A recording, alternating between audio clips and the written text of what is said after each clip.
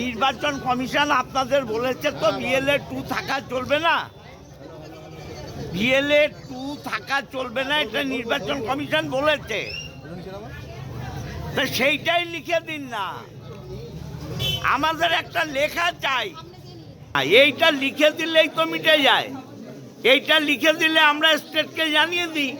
আমি মানুষের প্রতিনিধি, আমি মানুষের কথা বলছি, নির্বাচন কমিশন জমিদার নয়। গতকাল আপনি তো বন্ধ করেছিলেন, আজকে বন্ধ করছেন।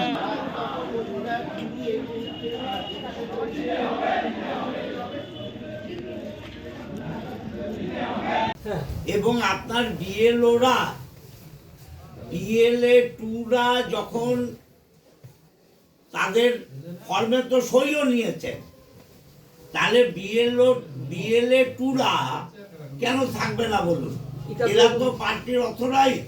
দেখুন, একটা হলে আমরা তো ডিসিশন মেকার কেউ না, আমরা হচ্ছে আপনি এইটাই লিখে দিন না, আপনি এইটাই লিখে দিন যে বিএলএ 2রা থাকতে পারবে না। আপনাকে তো আর বেশি কিছু চাইছি না, আমি যেটুকু বলার আমার ইনস্ট্রাকশন যেটুকু আছে সেটা বলেছি, আমি লিখিত দেওয়ার অথরিটি কেউ নই। তাহলে তো হিয়ারিং করতে দেব না, সেটা দেখুন, হিয়ারিং বন্ধ হবে। সেটা আপনার আমার যেটুকু আছে ইনস্ট্রাকশন, এখানে অথরিটি আছে ইলেকট্রাল রেজিস্ট্রেশন অফিসার, হয় আপনার ইয়ারও বা এই যিনি ডিও। আপনি আমাকে লিখে দিতে অসুবিধা কি আছে?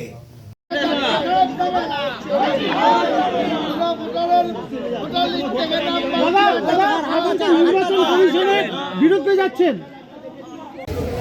আপনারা জানেন যে নির্বাচন কমিশন আপনাদের যে এখানে লাইন করাচ্ছে এটা অগণতান্ত্রিক। আপনাদের নাম ভোটার লিস্টে থাকার পরেও নির্বাচন কমিশন আপনাদের অসম্মান করছে। এই লাইন দিয়ে আপনাদের মানসিক অশান্তিতে রাখছে।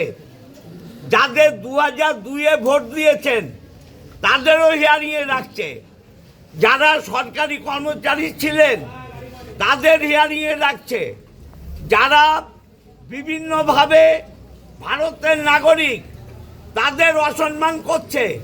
আপনারা এই হিয়ারিং করার পক্ষে কি পক্ষে নয়? এই হিয়ারিং হবে কি হবে না বলুন? কি চাইছেন আপনারা? আপনাদের নাম বাদ দেওয়ার ষড়যন্ত্র করছে এরা, আপনারা সেটা মানবেন? তাহলে কি করবেন? আপনারা এই হিয়ারিং বন্ধ করবেন? বন্ধ করতে চান? হিয়ারিং বন্ধ রাখুন আপাতত।